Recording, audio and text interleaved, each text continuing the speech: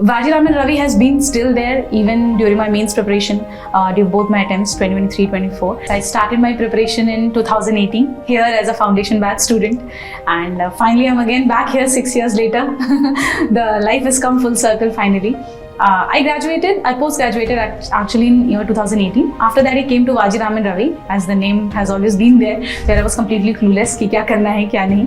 And that year I think ये join किया test series मैंने, and we had those regular feedback sessions. GS we had GS. I was enrolled for the GS thing. I had that regular feedback session after every copy that was checked. We had those mentoring sessions going on. So उससे पता चलता था what is wrong, where I should add on, what is the changes I need to make, etc. So it went like that, and I really scored good in GS. Last year also it was 435 marks in GS 1, 2, 3, 4.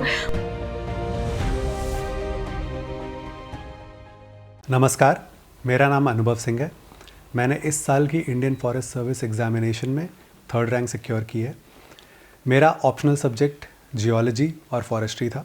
इस video में हम geology as an optional की बात करेंगे। मेरी rank जो 3rd rank है वो काफ़ी हद तक मेरी जियोलॉजी के स्कोर से आई है। मेरे 274 मार्क्स हैं आउट ऑफ 400 इन जियोलॉजी। तो जियोलॉजी के बारे में हम बात करते हैं। पहले तो ये जो सब्जेक्ट है इसमें कोई स्पेशलाइजेशन की ज़रूरत नहीं है। मैं भी एक मैकेनिकल इंजीनियर हूँ और मैंने भी पहले ये सब्जेक्ट एज सच डेडिकेटेड कभी पढ़ा नहीं था, तो इसमें कोई बैकग्राउंड की ज़रूरत नहीं है। इस सब्जेक्ट के कई सारे एडवांटेजेस हैं और कुछ कंसर्न्स हैं। पहला जो एडवांटेज वो ये है कि ये एक टेक्निकल और फैक्चुअल सब्जेक्ट है। अगर आप इसमें अच्छे से मेमोराइज़ कर पाते हैं तो जो क्वेश्चंस हैं वो अच्छे से अटेम्प्ट कर सकते हैं। इसमें जो मार्क्स भी हैं, क्योंकि ये फैक्चुअल है तो सब्जेक्टिविटी नहीं है, तो अगर आप क्वेश्चंस अटेम्प्ट करके आएंगे तो मेरा ये मानना है कि आपको मार्क्स भी अच्छे मिलेंगे। सेकंड, इसमें ये जो जियोलॉजी का ऑप्शनल है इसमें प्रीवियस ईयर्स क्वेश्चंस का बहुत इंपॉर्टेंट रोल है। अगर आप नोटिस करेंगे तो PYQs अगर आपने पिछले 10 साल के मोस्टली सॉल्व कर लिए तो आपका पेपर मोर और लेस उसी पैटर्न पे ही आएगा। कुछ ना कुछ ऐसे क्वेश्चंस आएंगे जो कि आउट ऑफ सिलेबस टाइप के होंगे या फिर आपने नहीं पढ़े होंगे, जो स्टैंडर्ड सोर्सेज हैं, वही कुछ इश्यूज होंगे। अदरवाइज़ क्योंकि ये टेक्निकल सब्जेक्ट है और PYQ बेस्ड है तो इसमें स्कोर करना आसान है, प्रोवाइडर अपने अच्छे से पढ़ाई की है। इस सब्जेक्ट में कुछ चैलेंजेस जो आप फेस कर सकते हैं वो है मेमोराइजेशन का, क्योंकि सिलेबस बड़ा है और टेक्निकल है। स्पेशली अगर आप देखें पेपर 1 पार्ट 2 जिसमें कि स्ट्रैटिग्राफी और पेलियोंटोलॉजी जैसे सब्जेक्ट्स आते हैं। अगर आप पेपर 2 पार्ट ए देखें जिसमें कि मिनरलोजी, क्रिस्टलोग्राफी और पेट्रोलॉजी रिलेटेड जो सब्जेक्ट्स हैं, उसमें मेमोराइजेशन काफ़ी ज़्यादा रिक्वायर्ड है। एट द सेम टाइम जब आप एग्जामिनेशन अटेम्प्ट कर रहे हैं, इसका मेंस का एग्जामिनेशन, तो उसमें भी जो प्रेजेंटेशन का रोल है वो काफ़ी ज़्यादा इंपॉर्टेंट है। आपको काफ़ी सारे डायग्राम्स बनाने होंगे और मतलब एक ऑर्गेनाइज्ड वे में आपको अटेम्प्ट करना होता है पेपर। तो ये कुछ चैलेंजेस हैं। हाउएवर अगर आपने अच्छे से पढ़ाई कर रखी है, आपको अपना सिलेबस और अपने नोट्स अच्छे से याद है, तो इसमें कोई इशू नहीं होना चाहिए। मैंने इस ऑप्शनल की तैयारी डेडिकेटेडली अपने प्रिलिमिनरी के बाद स्टार्ट की थी। ऑल्दो ये मेरा 3rd अटेम्प्ट था इंडियन फॉरेस्ट सर्विस एग्जामिनेशन में। इसके पहले मैंने दो अटेम्प्ट 2018 और 2022 में दे रखा है, बट क्योंकि मैं वो सिविल सर्विस एग्जामिनेशन के साथ दे रहा था तो मुझे कुछ अराउंड 40-45 डेज़ ही आफ्टर द मेंस मिलते थे, जिसमें कि मैं ऑफ कोर्स ढंग से नहीं पढ़ पाया था।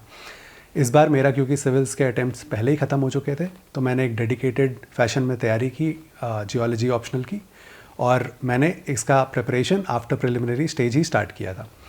इसमें सोर्सेज की बात करें तो जनरली कुछ बुक्स हैं जैसे कि बांगर और कुछ और भी बुक्स हैं, बट इसमें मेरा ये एडवाइस रहेगा, क्योंकि मैंने भी वही फॉलो किया है, आप किसी ना किसी इंस्टीट्यूट को फॉलो कर सकते हैं। मैंने इसमें प्लैनेट जियोलॉजी की क्लासेस और नोट्स को फॉलो किया था। जो वीडियोस हैं वो काफ़ी अच्छे से एक्सप्लेन किए हुए हैं, काफ़ी इन डेप्थ मैनर में एक्सप्लेनेशन है उनका। जो नोट्स हैं वो भी काफ़ी कंसाइज मैनर में बनाए गए हैं। वो ऐसे नोट्स हैं कि आप उनको डायरेक्टली याद अगर कर लेंगे तो आप एग्जामिनेशन में प्रोड्यूस भी कर पाएंगे। तो सोर्सेज तो ब्रॉडली इतने ही रहे हैं। ब्रीफली हम सिलेबस के बारे में अगर बात करें तो जियोलॉजी का जो पेपर 1 है उसका जो पार्ट ए है वो ईजियर पार्ट है इस ऑप्शनल का, क्योंकि उसमें सब्जेक्ट्स लाइक जनरल जियोलॉजी जिसमें आप कॉन्टिनेंटल ड्रिफ्ट, अर्थक्वेक्स, वॉल्केनोज, इस टाइप की चीज़ें, जियोमॉर्फोलॉजी लाइक आपका वेदरिंग, ट्रांसपोर्ट, ये सारे के सारे जो टॉपिक्स हैं जो कि हम broadly as a part of geography पढ़ते हैं, वो सारे कवर होते हैं। तो ये एक ईजियर पार्ट है। हाउएवर इसमें स्कोर करना थोड़ा सा टफ हो सकता है क्योंकि इसमें प्रेजेंटेशन और डायग्राम्स मैटर करेंगे। तो मेरी एडवाइस रहेगी कि जब आप ये पार्ट पढ़ें तो प्लीज़ इसको इग्नोर ना करें और ये अज्यूम ना करके चलें कि इसमें आपको चीज़ें आती हैं। आप जो इसके नोट्स हैं उसको अच्छे से याद करके जाएं, क्योंकि एग्जामिनेशन में हो सकता है आपको इस पार्ट से ही ज़्यादा क्वेश्चन अटैम्प्ट करने हो। मैंने भी अपने एग्जामिनेशन में फर्स्ट पार्ट से ही क्वेश्चन अटैम्प्ट किए थे ज़्यादा। सेकेंड जो अपना पार्ट बी है पेपर ए का, पेपर 1 का, वो उसमें थोड़े से टफ टॉपिक्स हैं जिनमें कि काफ़ी ज़्यादा मेमोराइजेशन की ज़रूरत है। स्ट्रैटिग्राफी, पेलियोंटोलॉजी जो हैं वो टफ एस्पेक्ट्स हैं इस सिलेबस के, आपको काफ़ी ज़्यादा याद करना होगा। बट अगेन उसमें एडवांटेज भी यही है कि अगर आपने अच्छे से याद किया है और अगर आप वो प्रॉपरली रिप्रोड्यूस कर पा रहे हैं एग्जामिनेशन में तो मार्क्स अच्छे मिलेंगे। कमिंग टू पेपर 2, पेपर 2 में अगेन जो पहला पार्ट है वो आई थिंक एक क्रक्स है जियोलॉजी का, जिसमें बेसिकली मिनरलोजी, क्रिस्टलोग्राफी, आपके petrology of different types of rocks, sedimentary, metamorphic and igneous rocks, ये जो है ये काफ़ी टफ पार्ट है सिलेबस का मेरे हिसाब से, क्योंकि इसमें पहले तो समझना भी टफ है, उसके बाद याद करना भी काफ़ी ज़्यादा टफ पड़ता है। हाउएवर अगर आपने ये मास्टर कर लिया तो एग्जामिनेशन में जो क्वेश्चंस हैं वो अगर आप PYQs देखेंगे तो एकदम डायरेक्ट सिलेबस के जो पॉइंट्स हैं उसी पे क्वेश्चन फ्रेम होते हैं, उसके अराउंड बहुत घुमाया नहीं जाता सवालों को। तो अगर आपने अच्छे से पढ़ रखा है और अगर आप ये अटेम्प्ट करेंगे तो आपके नंबर अच्छे आ सकते हैं। सिमिलरली इसके बाद जो लास्ट पार्ट है पेपर 2 का, वो उसमें कुछ टॉपिक्स जैसे कि इन्वायरमेंटल जियोलॉजी है, वो मोर और लेस ईजियर एस्पेक्ट्स हैं। इकोनॉमिक जियोलॉजी जो है वो एक मेन कॉन्स्टिट्यूएंट है जिससे कि मेजॉरिटी ऑफ क्वेश्चंस आते हैं, वो आपको थोड़ा अच्छे से पढ़ना पड़ेगा। एक माइनिंग जियोलॉजी है जिसमें कि क्वेश्चंस ईजी आते हैं और कुछ न्यूमेरिकल्स भी हर साल आते हैं। अगेन अगर आप PYQs को एनालाइज करेंगे तो आपको समझ आएगा कि कुछ एक सेट पैटर्न्स पे सवाल आते हैं, MC जो इसके न्यूमेरिकल्स होते हैं, और आप वो ईजिली अटेम्प्ट कर सकते हैं। अब हम बात करेंगे रिविजन और रिटेंशन की, क्योंकि ये जियोलॉजी का सब्जेक्ट काफ़ी मैसिव है। तो आपको याद रखने के लिए मेरे हिसाब से कुछ माइक्रो नोट्स बनाने ही पड़ेंगे। मैंने जो नोट्स की स्ट्रैटेजी है वो प्रीलिम्स में जनरली मैंने फॉलो नहीं की थी, क्योंकि उसमें अंडरलाइनिंग काम करती है। हाउएवर क्योंकि इसका सिलेबस बहुत बड़ा है और जैसे कि हमारे साल हुआ, हमें एक भी गैप डे नहीं मिला था आफ्टर फॉरेस्ट्री एग्जामिनेशन और इमीडिएटली नेक्स्ट डे जियोलॉजी का एग्जामिनेशन था, तो इसमें माइक्रो नोट्स का इंपॉर्टेंस काफ़ी ज़्यादा बढ़ जाता है।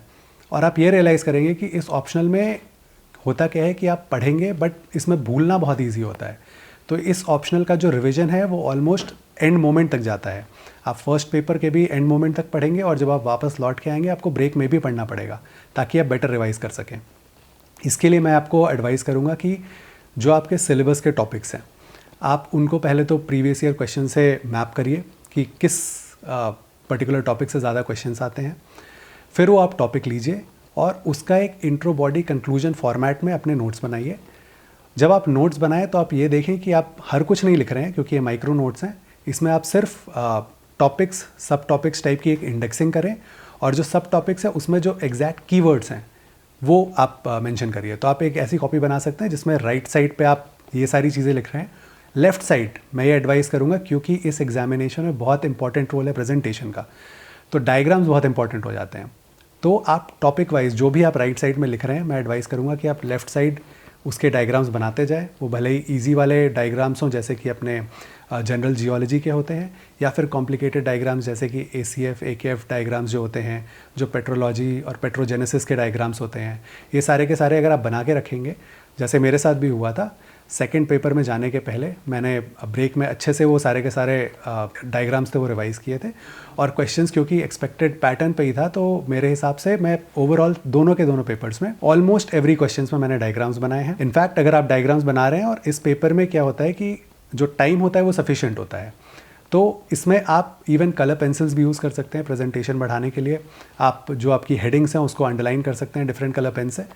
तो अगर आपने अच्छे से पढ़ रखा है और याद है आपको चीज़ें, तो इसका जो प्रेजेंटेशन करना है वो ज़्यादा टफ नहीं होता है एग्जामिनेशन में। जियोलॉजी के एग्जामिनेशन के लिए जब जैसे हम सिविल सर्विसेज के एग्जामिनेशन में हम आंसर राइटिंग प्रैक्टिस करते हैं और टेस्ट सीरीज़ देते हैं, तो जियोलॉजी एज एन ऑप्शनल में मेरे हिसाब से बहुत ज़्यादा टेस्ट सीरीज़ का इंपॉर्टेंस नहीं है।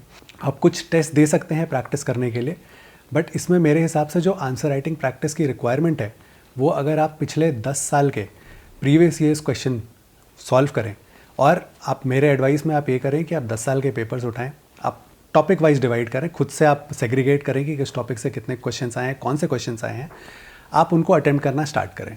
और जब आप अटेम्प्ट कर रहे हैं आप प्लीज़ अपने, अगर आपसे कुछ मिस हो रहा है आप अपने नोट्स को रेफ़र करिए। जो अपने नोट्स को रेफ़र करेंगे आपको रियलाइज़ होगा कि वो generally intro, body, conclusion format में ही रहते हैं।